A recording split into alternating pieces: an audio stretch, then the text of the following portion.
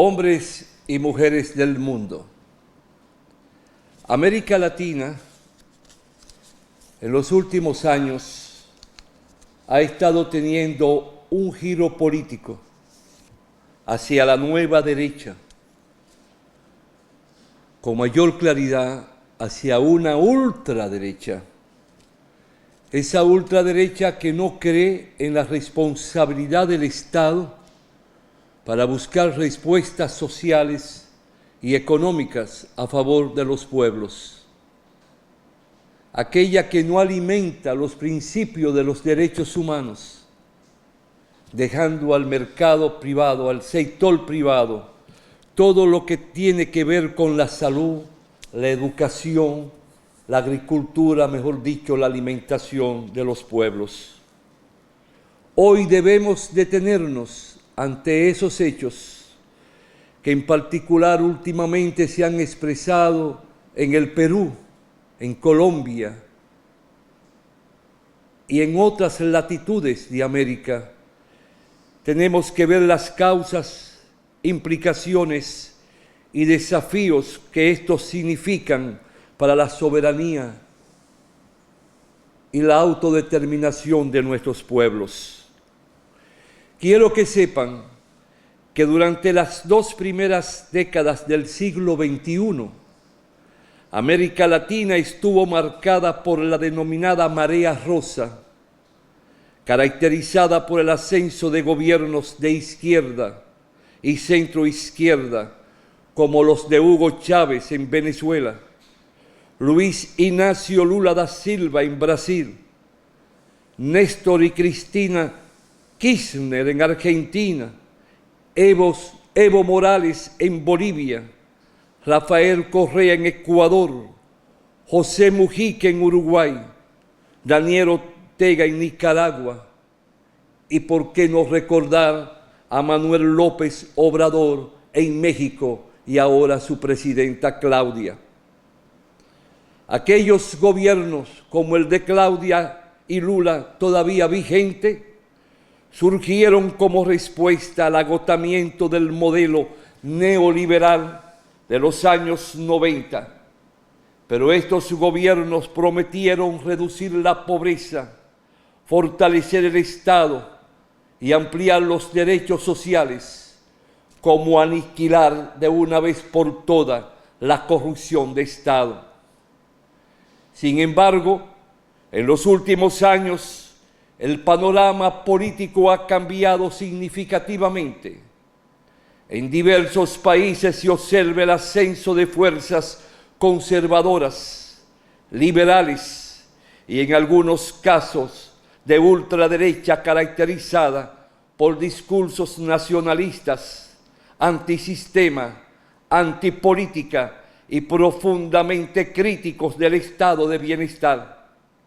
Es el caso de Milei en Argentina, es el caso del presidente Bukele en El Salvador, es el caso ahora que ocurre con la hija de Fujimori en Perú y con el naciente presidente de Colombia, cuyas elecciones han sido cuestionadas estas 2 últimas.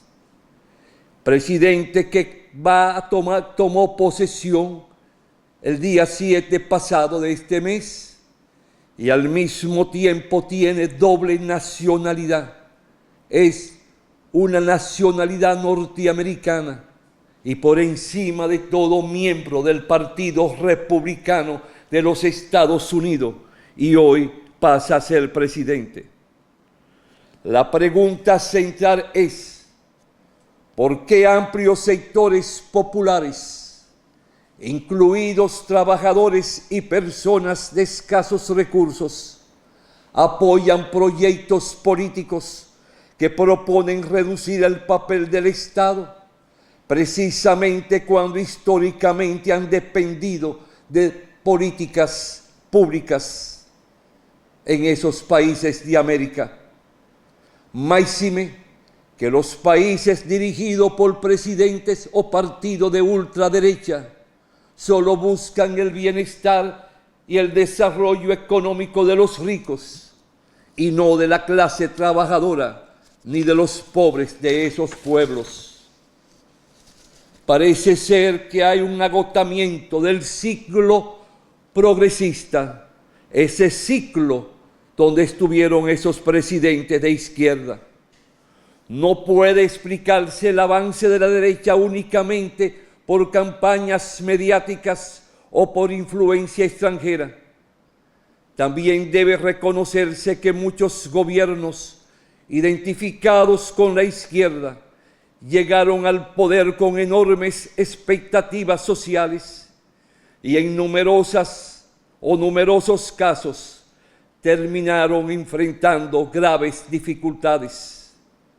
Entre ellas puede señalarse el crecimiento de la corrupción, burocratización del Estado llenando el Estado de botellas, clientelismo político, deterioro institucional, aumento de la inseguridad ciudadana, estancamiento económico, incapacidad para renovar liderazgos. Para millones de ciudadanos, la promesa de justicia social dejó de traducirse en mejoras concretas de su vida cotidiana y eso afectó el respeto y el amor a esos partidos de corriente de izquierda o progresista. Cuando una madre, por ejemplo, no encuentra medicamentos para su hijo, cuando un joven no consigue empleo, o cuando un comerciante vive atemorizado por la delincuencia, el debate ideológico pierde importancia frente a la necesidad inmediata de soluciones. En política, la percepción suele pesar tanto como la realidad. Otro elemento fundamental es la profunda crisis de confianza en los partidos tradicionales. Hoy, una parte importante de la población latinoamericana considera que los partidos no representan al pueblo. Las instituciones protegen a las élites. La justicia funciona selectivamente. Los congresos son ineficientes. Los gobiernos prometen mucho y ejecutan poco. Ese desencanto crea el terreno perfecto para la aparición de figuras que se presentan como los salvadores, aunque muchas veces provengan del propio sistema político. Estos líderes de derecha o ultraderecha ofrecen una narrativa sencilla. El problema no es el pueblo, el problema es la clase política. Ese mensaje resulta extraordinariamente poderoso en momentos de frustración social.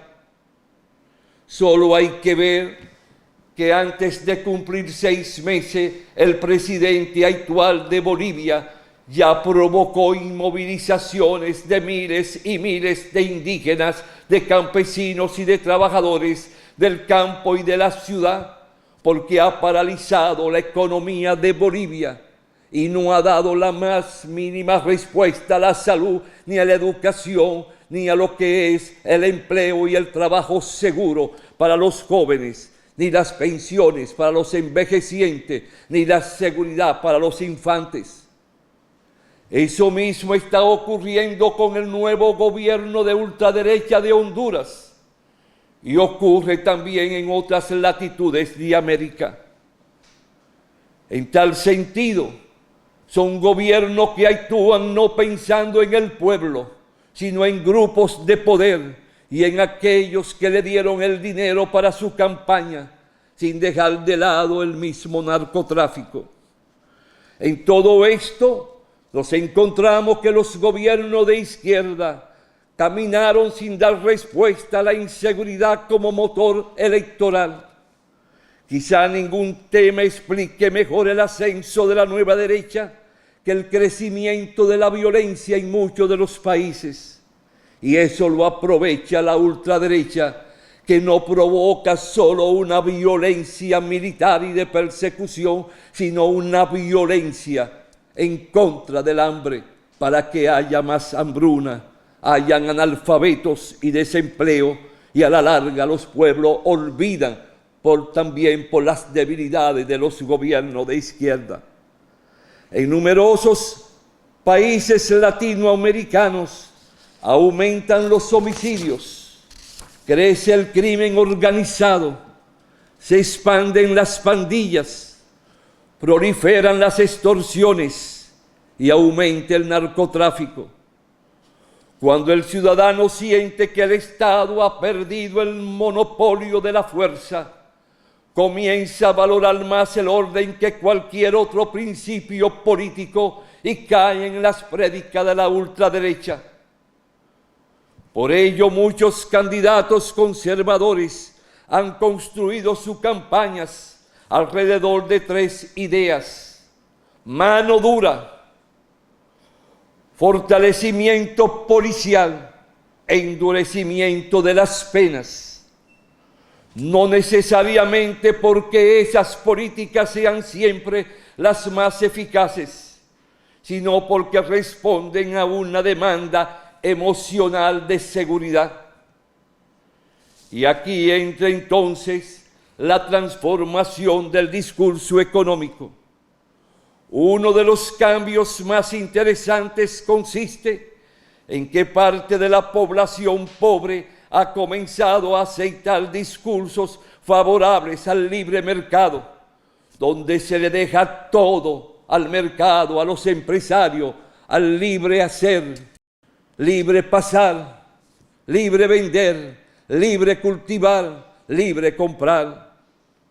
Nada de condicionamiento de ayuda a los agricultores, nada de aporte para acabar con los intermediarios y dar apoyo en precio y mercado seguro a los agricultores, sino al libre mercado. Sálvese quien se salve, y quienes siempre se salvan son los grandes agricultores, los terratenientes, los grandes ganaderos, las grandes industrias. La micro, la mediana agricultura e industrial empieza a desaparecer. ¿Y por qué ocurre esto? Porque muchos ciudadanos concluyen que no me interesa quién administre el Estado si sigo pobre. Entonces aparecen propuestas que sostienen menos impuestos y a la larga más cargas impositivas, menos burocracia, a la larga más burócratas, más trabajadores en el Estado y menos en el sector privado, menos regulaciones, mayor libertad económica, nada de orden, ni de organización, ni de control en la importación y exportación.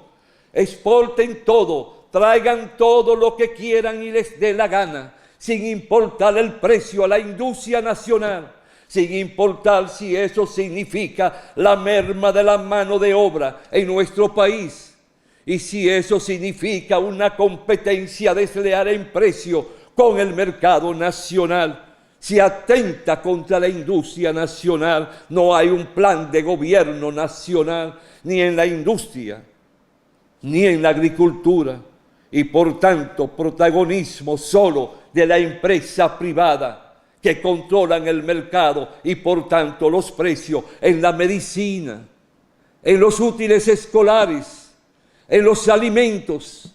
Y por eso en Argentina, que no se cree en el Estado por parte de su presidente de nombre Milei, hoy están pasando hambre, o hay una desarticulación total en la economía y en la política social, porque consideran que el Estado no debe ser el promotor y protector de lo que es la pensión de cada envejeciente y la ayuda a las familias pobres para la educación y la alimentación de sus hijos.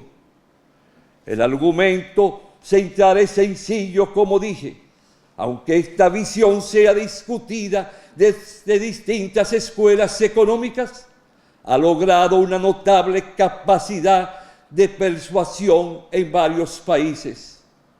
Pero hoy nos encontramos con otro fenómeno, que no solo es la radio y la televisión, también está el papel de las redes sociales que en sentido general es controlada, manejada y dirigida por el poder económico de los países del mundo. Es el papel de las redes sociales. La política latinoamericana ha cambiado profundamente. Antes, los partidos organizaban la opinión pública. Hoy, ¿quiénes la hacen? TikTok, YouTube, Facebook, X, Instagram. Focalización del gasto público entra aquí entonces. El debate deja de ser, ¿debe existir política social o no?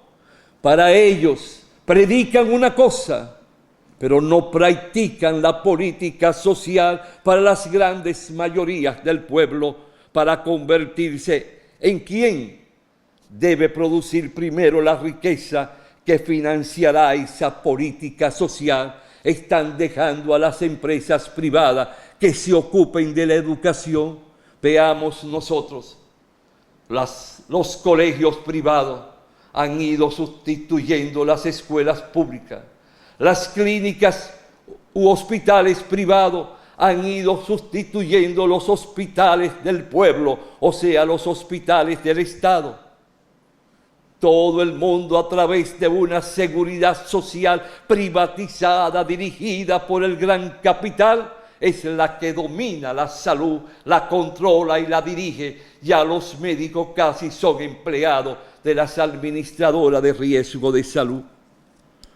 Pero aquí no podemos dejar de lado la incidencia de los Estados Unidos en nuestros países. Y hoy se encuentra en el poder el señor Donald Trump, persona que cree que el Estado no es quien controla, sino los grandes capitales norteamericanos, que la importancia está en solventar, garantizar y proteger no solo el epicentro, sino los tentáculos de esas empresas para que puedan adueñarse de las minas de los pueblos de Latinoamérica. Desde el oro, la plata y el litio y otros. El regreso de Donald Trump a la presidencia de los Estados Unidos ha fortalecido la articulación de gobiernos y movimientos conservadores en el hemisferio. Su administración ha priorizado temas como el control migratorio en el hemisferio. Su administración ha priorizado temas como el control de la lucha contra el crimen organizado, la competencia geopolítica con China y una relación más estrecha con gobiernos ideológicamente afines. Diversos analistas sostienen que Washington busca influir con mayor intensidad en el entorno político latinoamericano, aunque el alcance real de esa influencia depende también de las dinámicas internas de cada país. Solo hay que ver lo siguiente. En Honduras, el que estaba en cuarto lugar pasó al primer lugar 2 días antes de las elecciones, porque el señor Donald Trump se pronunció a su favor desde Washington, desde la Casa Blanca, señalándole a los hondureños que si no ganaba ese, no iban a recibir el apoyo económico de los Estados Unidos. Y por tanto en los Estados Unidos hay miles y cientos de miles de hondureños que trabajan y votan allí en la embajada y consulados hondureños, y eso es controlado por el Estado norteamericano. Eso mismo pasó en Perú. El candidato de los indígenas y de los pobres hasta último momento iba de voto a voto con la candidata que ganó, hoy presidenta de Perú. ¿Pero por qué? Ganó con el voto de los que viven, de los peruanos que viven en los Estados Unidos y en otros países del continente europeo. Eso mismo pasó ahora en otras latitudes, como el caso de Colombia.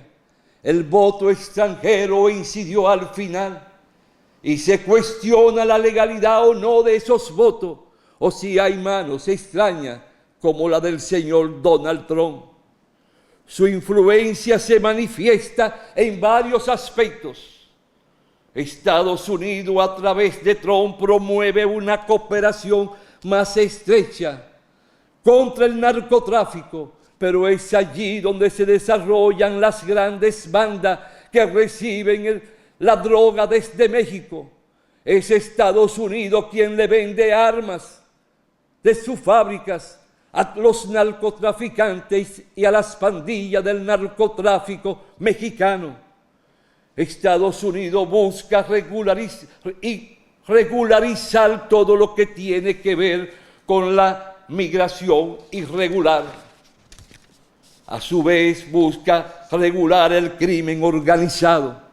Ello fortalece a gobiernos que privilegian políticas de seguridad más estrictas. Ahora veamos el problema de la economía. Su administración favorece inversiones estadounidenses en todos los países y los obliga por encima de cualquier otro mercado que pueda competir en precio y en ayuda tecnológica. Se busca la relocalización industrial y acuerdos bilaterales, tal como lo trace las pautas el señor Trump a los pueblos de América. Solo 2 países en América afloran por su autodeterminación de Estado, de pueblo y de gobierno: México y Brasil, que no aceptan los caprichos del señor Trump. Se busca la reducción de la influencia de China, como de Rusia, y del mismo mercado de los pueblos de los países que integran la Unión Europea. Para muchos países latinoamericanos, esto implica oportunidades económicas, pero también nuevos dilemas sobre dependencia externa.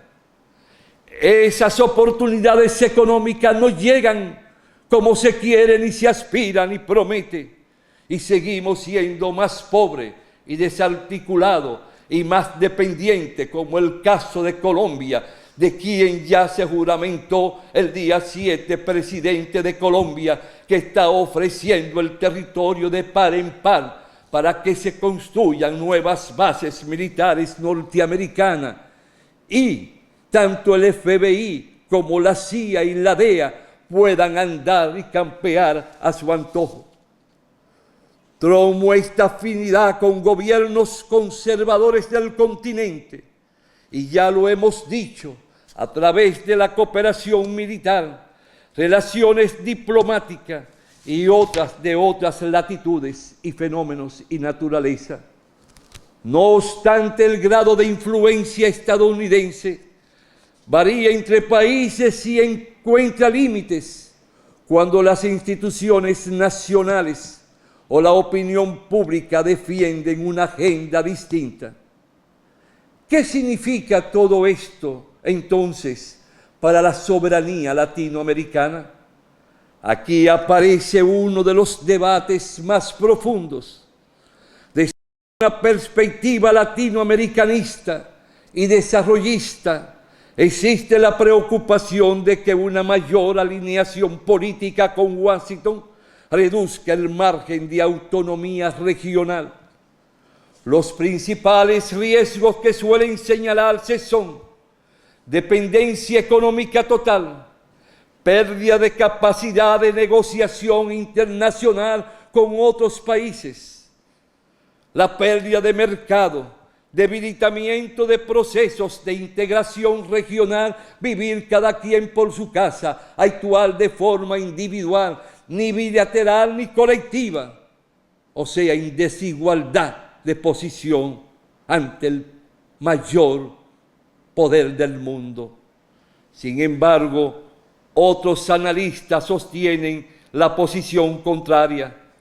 Argumentan que una mayor cooperación con Estados Unidos puede atraer inversiones, fortalecer la seguridad, ampliar mercados, reducir la influencia de potencias extraterritoriales.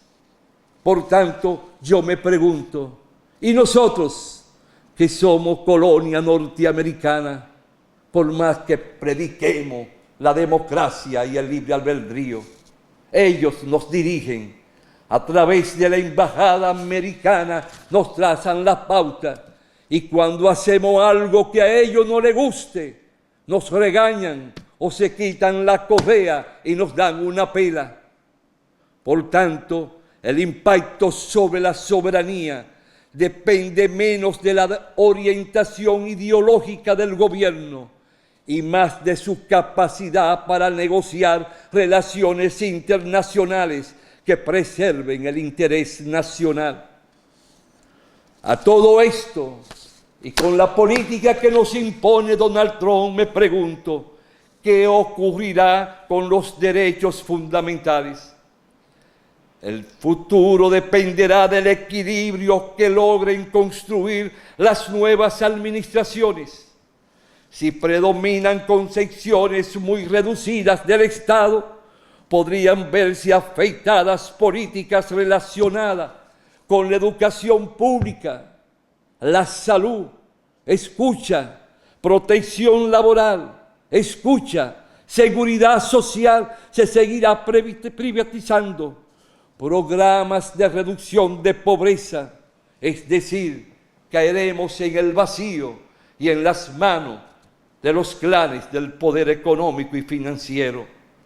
En cambio, si los nuevos gobiernos consiguen combinar crecimiento económico con instituciones sólidas y protección social, es posible que mantengan esos derechos mediante esquemas distintos de financiamiento y gestión. Quiero terminar diciendo, en cualquier caso, los derechos fundamentales, como la dignidad humana, la igualdad ante la ley, el acceso a la justicia y las libertades públicas, no dependen exclusivamente de la ideología de un gobierno, sino también de la fortaleza de las constituciones, los tribunales y la participación ciudadana. Aquí entra una reflexión final. América Latina parece encontrarse al inicio de un nuevo ciclo político. El desplazamiento hacia opciones conservadoras no puede explicarse únicamente como un rechazo a la izquierda, ni como una adhesión automática al neoliberalismo. Responde, sobre todo, a una combinación de factores: inseguridad, bajo crecimiento económico, desconfianza en las instituciones, fatiga con las élites tradicionales y búsqueda de respuestas más eficaces a problemas cotidianos. Para quienes defienden una visión de justicia social, este contexto plantea un desafío de fondo. La continuidad de un proyecto progresista no depende solo de reivindicar la intervención estatal, sino también de demostrar que el Estado puede ser transparente, eficiente y capaz de ofrecer resultados. Óiganlo bien, supuestos líderes dominicanos. Al mismo tiempo, quienes promueven modelos de mercado enfrentan el reto de garantizar que el crecimiento económico no se traduzca en una ampliación de las desigualdades, ni en un debilitamiento de los derechos sociales, que es donde radica el temor para Perú, Colombia, Guatemala, Ecuador, Argentina y todos esos países que hoy lo están viviendo, con excepción de México. En definitiva, el debate ya no es simplemente entre Estado o mercado, sino cómo construir instituciones que combinen crecimiento, seguridad, libertad y, por encima de todo, toma conciencia, hombre y mujer del pueblo, la justicia social, el amparo a tus ancianos, el amparo a tus niños, el amparo a cada familia, tener médico y medicamento gratuito y seguro, tener agricultura y campos que paran los alimentos a precios razonables y con buenos salarios para los trabajadores. Ese equilibrio será uno de los principales desafíos políticos de América Latina en las próximas décadas. La derecha ya no gana únicamente con el voto de los ricos, porque como pobre nadie te habla, nadie te dice que ellos son tus enemigos, y también porque esos gobiernos supuestamente progresistas, con excepción del de Colombia, México y Brasil, en América no te han dado la respuesta que merece como pueblo.